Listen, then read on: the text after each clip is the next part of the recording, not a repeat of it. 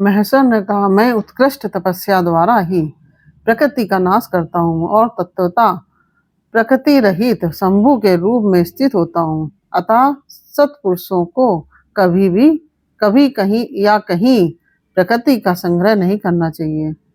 लोकाचार से दूर एवं निर्विकार रहना चाहिए। ओम नमः शिवाय। कैसे हैं आप लोग? ईश्वर कृपा से आप सब अच्छे होंगे। ईश्वर सब पे कृपा बनाए रखें, सबका कल्याण करें। आज हम बताने जा रहे हैं श्री शिव महापुराण के रुद्र संहिता तृतीय पार्वती खंड का 13वां अध्याय। पार्वती और शिव का दार्शनिक संवाद। शिव का पार्वती को अपनी सेवा के लिए आज्ञा देना तथा पार्वती द्वारा भगवान की प्रतिदिन सेवा। ओम नमः शिवाय, ओम नमः शिवाय, हरि हरि भोले नमः शिवाय। गंगाधराय शिव गंगाधराय, हरि हरि बोले नमः शिवाय। नमः शिवाय, ओम नमः शिवाय, हरि हरि बोले नमः शिवाय। ओम नमः शिवाय। भवानी ने कहा, योगिन, आपने तपस्वी होकर गिरिराज से यह क्या बात कह डाली? प्रभो, आप ज्ञान विशारद हैं, तो भी अपनी बात का उत्तर मुझसे सुनिए। शंभो, आप तपा शक्ति से संपन्न होकर ही बड़ा भारी तप करते हैं। उस शक्ति के कारण ही आप महात्मा को तपस्या करने का विचार हुआ है। सभी कर्मों को करने की जो वह शक्ति है, उसे ही प्रकृति जानना चाहिए। प्रकृति से ही सबकी सृष्टि, पालन और संहार होते हैं। भगवान, आप कौन हैं और सूक्ष्म प्रकृति क्या है, इसका विचार कीजिए। प्रकृति के बिना लिंग रूपी महेश्वर कैसे हो सकते हैं? आप सदा प्राणियों के लिए जो अर्चनीय, वंदनीय और चिंतनीय है, वह प्रकृति के ही कारण है। इस बात को हृदय से विचार कर ही आपको जो कहना हो वह सब कहिए। ब्रह्मा जी कहते हैं, नारद पार्वती जी के इस वचन को सुनकर ही महती लीला करने में लगे हुए प्रसन्नचित्त महेश्वर हंसते हुए बोले। महेश्वर ने कहा कि मैं उत्कृष्ट तपस्या द्वारा ही प्रकृति का नाश करता हूँ और तत्वता प्रकृति रहित शंभु के रूप में स्थित होता हूँ। अतः सत्पुरुषों को कभी या कहीं प्रकृति का संग्रह नहीं करना चाहिए। लोकाचार से दूर एवं निर्विकार रहना चाहिए। नारद, जब शंभु ने लौकिक व्यवहार के अनुसार यह बात कही, तब काली मन ही मन हंसकर मधुर वाणी में बोली। काली ने कहा, कल्याणकारी प्रभो, योगिन, आपने जो बात कही है, क्या वह वाणी प्रकृति नहीं है? फिर आप उससे परे क्यों नहीं हो गए? क्यों प्रकृति का सहारा लेकर बोलने लगे? इन सब बातों को विचार करके तात्विक दृष्टि से जो यथार्थ बात हो उसी को कहना चाहिए।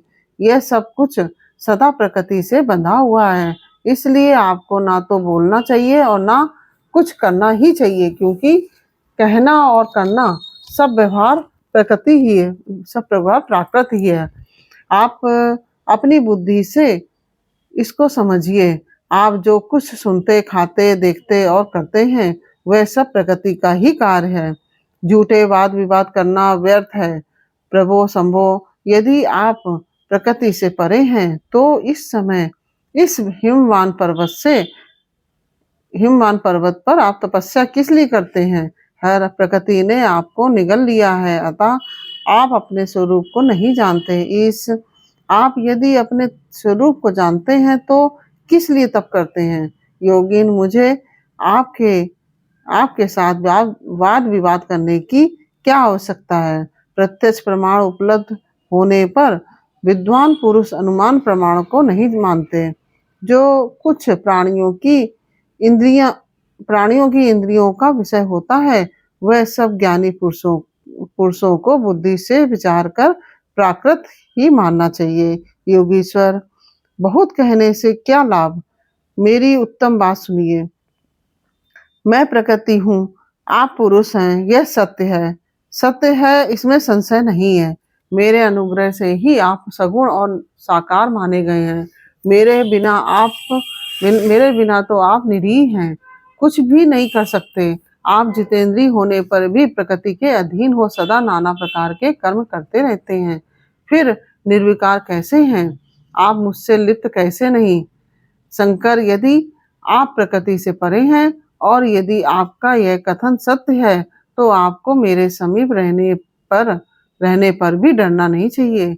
ब्रह्मा जी कहते हैं, पार्वती का यह सांख्य शास्त्र के अनुसार कहा हुआ वचन सुनकर भगवान शिव वेदांत मत में स्थित हो उनसे यूं बोले। श्री शिव ने कहा कि सुंदर भाषण करने वाली गिरजे, यदि तुम सांख्य मत को धारण करके ऐसी बात कहती हो तो प्रतिदिन मेरी सेवा करो, परंतु यह सेवा शास्त्र निषिद्ध नहीं होनी चाहिए। गिरजा से ऐसा कहकर भक्तों पर अनुग्रह और उनका मनोरंजन करने वाले भगवान शिव हनुमान से बोले। शिव ने कहा, गिरिराज, मैं यही तुम्हारे अत्यंत रमणीय श्रेष्ठ शिखर की भूमि पर उत्तम तपस्या तथा अपने आनंदमय परमार्थ स्वरूप का विचार करता हुआ विचरूंगा। पर्वतराज, आप मुझे यहाँ तपस्या करने की अनुमति दें। आपकी अनुज्ञा के बिना कोई तप नहीं किया जा सकता। देवादिदेव शूलधारी भगवान शिव का यह कथन सुनकर हिमवान ने उन्हें प्रणाम करके कहा, महादेव, देवता, असुर और मनुष्यों रहित संपूर्ण जगत तो आपका ही है, मैं तुच्छ होकर आपसे क्या कहूँ। ब्रह्मा जी कहते हैं, नारद, गिरिराज हिमवान के ऐसा कहने पर लोक कल्याणकारी भगवान शंकर हंस पड़े और आदर पूर्वक उनसे बोले, अब तुम जाओ। शंकर की आज्ञा पाकर हिमवान अपने घर लौट गए। वे गिरजा के साथ प्रतिदिन उनके दर्शन के लिए आते थे। काली अपने पिता के बिना भी दोनों सखियों के साथ नित्य शंकर जी के पास जाती और भक्ति पूर्वक उनकी सेवा में लगी रहती। नंदीश्वर आदि कोई भी गण उन्हें रोकता नहीं था। तात महेश्वर के आदेश से ही ऐसा होता था। प्रत्येक गण पवित्रता पूर्वक रहकर उनकी आज्ञा का पालन करता था। जो विचार करने से परस्पर अभिन्न सिद्ध होते हैं, उन्हीं शिवा और शिव के सांख्य और वेदांत मत में स्थित हो जो कल्याणदायक संवाद किया, वह सर्वथा सुख देने वाला है। यह संवाद मैंने यहाँ कह सुनाया। इंद्रियातीत भगवान शंकर ने गिरिराज के कहने से उनका गौरव मानकर उनकी पुत्री को अपने पास रहकर सेवा करने के लिए स्वीकार कर लिया। काली अपनी दो सखियों के साथ चंद्रशेखर महादेव जी की सेवा के लिए प्रतिदिन आती जाती रहती थी। वे भगवान शंकर के चरण धोकर उस चरणामृत का पान करती थी। आग से तपाकर शुद्ध किए हुए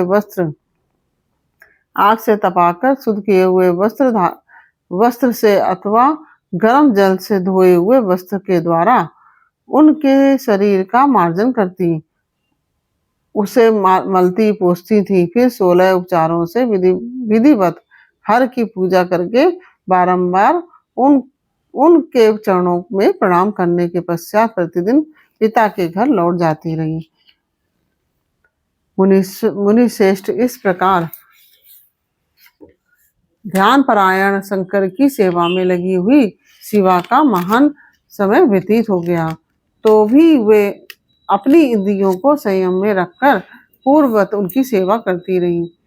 महादेव जी ने जब फिर उन्हें अपनी सेवा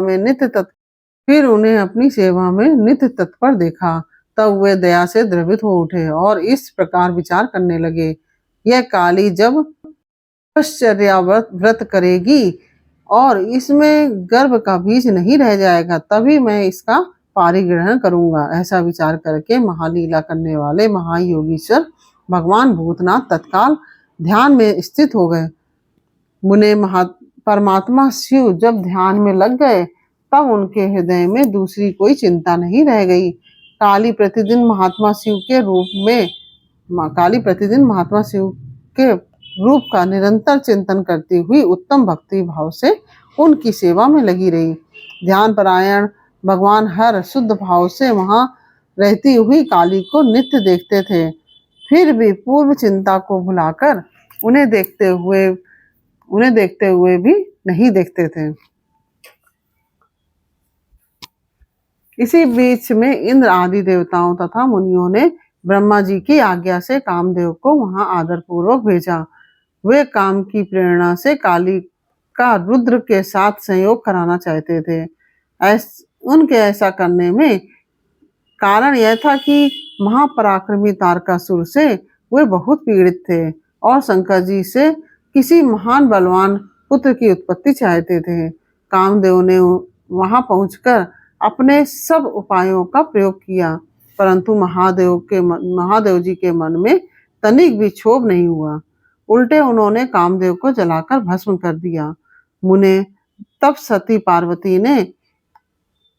पार्वती ने भी गर्भ रहित हो उनकी आज्ञा से बहुत बड़ी तपस्या करके शिव को पति रूप में प्राप्त किया।